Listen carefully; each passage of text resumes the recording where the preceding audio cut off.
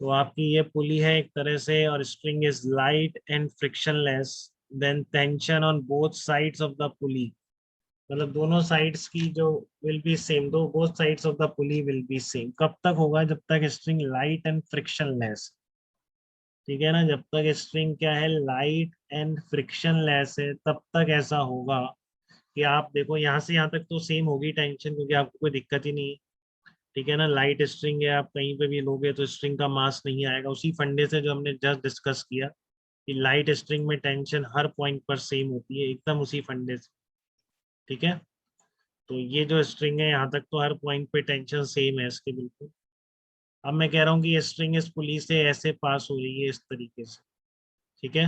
ये जो स्ट्रिंग है इस पुली के ऊपर से इस तरीके से पास होके भी जा रही है, और यहाँ से इसको एफ फोर्स से खींच रहे हैं, तो आपको इस ब्लॉक का बेसिकली एक्सेलरेशन बता, ठीक है। तो ब्लॉक के एक्सेलरेशन में कोई दिक्कत नहीं है, आपको जस्ट यहाँ पे टेंशन पता होनी चाहिए आपको इस पॉइंट पे, ठीक है। बट अब ये स्ट्रिंग सीधी नहीं है, बीच में पुली भी आ रही है, बट जब तक या फिर नहीं लिखा हुआ है कुछ भी, तो 99% केस में यही होगा बेटा, कभी फ्रिक्शन भी आ सकता है, उसके भी प्रॉब्लम है, करेंगे अपन, ठीक है। But string is light and frictionless जब तक लिखा हुआ है तब तक, या नहीं लिखा हुआ कुछ भी फ्रिक्शन है, यानी तो डिफॉल्ट केस में आप नहीं मानेंगे, कहीं आप मीन्स के पेपर के जो आएगा उसमें बहुत बार नहीं लिखेगा वो लाइट एंड स्मूथ पुली, ऐसा कुछ नहीं लिखता है, भूल जाता है, ठीक है। और आप सोचेंगे नहीं मैं तो करूंगा ही नहीं, इसने बताया नहीं, ऐसा नहीं, ठीक है। जब कुछ नहीं बोला है तो फ्रिक्शन लेस है बेटा, स्ट्रिंग स्ट्रिंग और पुली के बीच कोई फ्रिक्शन, कभी फ्रिक्शन होता है तो बिल्कुल क्लियरली बड़ा बड़ा मेंशन करेगा आप कि फ्रिक्शन कोफिशिएंट इतना है या जो भी, ठीक है। तो यहाँ पर आपने क्या किया, इसको बहुत जैसे अब मैं कह रहा हूँ कि टेंशन सेम क्यों कह रहा हूँ मैं, यहाँ से यहाँ तक कि सी से लेकर बी तक टेंशन चेंज नहीं होगा जब तक ये कंडीशन है लाइट एंड फ्रिक्शन लेस, ठीक है ना। या तो पुली फ्रिक्शन लेस लिख दो या स्ट्रिंग फ्रिक्शन लेस लिख दो, और लाइट स्ट्रिंग, क्यों? क्योंकि आप देखो कोई भी एलिमेंट ले लो उसका, ये बहुत स्मॉल एलिमेंट, ठीक है। तो आप क्या करोगे, ये वाला कहीं पे भी है, ये पार्ट मान लो यहाँ पे लिया आपने कोई पार्ट, यहाँ का यहाँ बना दिया है, बहुत ही स्मॉल पार्ट, तो इधर भी स्ट्रिंग अटैच्ड है उधर भी स्ट्रिंग अटैच्ड है, तो इधर वाली स्ट्रिंग T1 से पुल कर रही है, मान लो कि इतने एलिमेंट में आप कह रहे हो कि टेंशन अलग होगी, ठीक है। तो यहाँ पर आप T2 लगाओ, ठीक है। अब क्योंकि इसका पूरे का मासलेस स्ट्रिंग है तो आप इस पर एफ इक्वल टू, और देखो और कोई फोर्स नहीं आएगा, अगर फ्रिक्शन होता तो फिर एक फ्रिक्शन आ जाता, सिचुएशन डिफरेंट हो जाती। अभी इनके बीच कोई फ्रिक्शन नहीं है, पुली और इस स्ट्रिंग के बीच, तो इस पर कोई भी टेंजेंशियल फोर्स नहीं आने वाला है, ठीक है ना। इस एलिमेंट पर जो आपने एक बहुत ही स्मॉल एलिमेंट लिया है डीएम, ठीक है ना, जो यहाँ पर मान लो आप बहुत ही स्मॉल एलिमेंट जो आप डीएम ले रहे हो, ठीक है ना, तो उस डीएम का आप जो एफबीडी ड्रॉ कर रहे हो उस पर नॉर्मल फोर्स आएगा, आता रहे नॉर्मल फोर्स, ठीक है ना।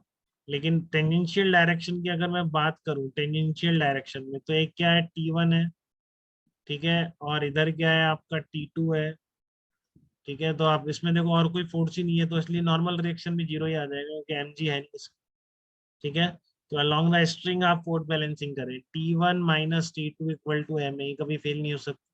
बट आपका मासलेस होने की वजह से ये टर्म नेग्लिजिबल हो जाता है, क्या निकल के आता है, T1 इक्वल टू T2, समझ रहे हो, दोनों कंडीशन रिक्वायर, अगर मास आ गया तो ये जीरो, अगर फ्रिक्शन आ गया तो फिर यहाँ पर एक फ्रिक्शन और आ जाएगा, फिर से T1 T2 बैलेंस नहीं हो, ठीक है।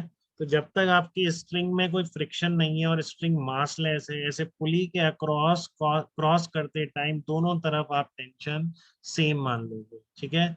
तो अभी अपना मास आएगा भी नहीं, जब हम रोटेशन में जाएंगे तो फिर हम पुली को भी घुमाएंगे, ठीक है ना। तो अभी तक जैसे ये समझो कि आपकी, जैसे मैं कुएं से पानी निकालने वाला प्रोसीजर है कि मान लो अंदर ये ब्लॉक या बाल्टी है, ठीक है ना, ये क्या है, आपकी बाल्टी है बेटा, अंदर है कुएं के, आप खींच रहे हो यहाँ से, तो अभी आपकी जो कुएं पे तो आपको ये घूमता हुआ दिखता है, बट अभी हम जब तक इसमें फ्रिक्शन नहीं आएगा ये कोई नहीं घूमेगी, जस्ट एक ये मीडियम है इस पुली को पास, स्ट्रिंग को पास कराने, ठीक है। जब तक इसके स्ट्रिंग और इसके बीच फ्रिक्शन नहीं आएगा ये पुली नहीं घूमने वाली है बेटा, पुली फिक्स्ड है आपकी एक तरफ, ठीक है ना। तो अभी कभी भी ये पुली नहीं घूमेगी जब तक इन स्ट्रिंग और इसके बीच फ्रिक्शन नहीं आए, ये रोटेशन में जाके ही घूमेगी, ये समझिए आप इससे, ठीक है ना।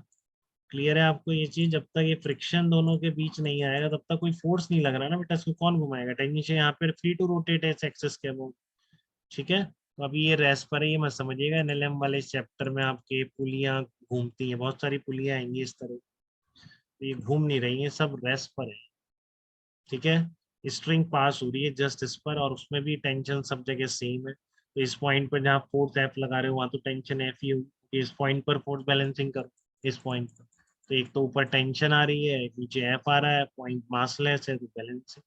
तो हर पॉइंट पर है। तो पुली आपकी क्या है, वो है स्ट्रिंग लाइट एंड फ्रिक्शनलेस है, तो इस पर क्रॉस करोगे तो सब जगह एफ आना चाहिए, सब जगह, सब जगह एफ रहेगा, एफ रहेगा, एफ रहेगा, तो यहाँ पे भी एफ।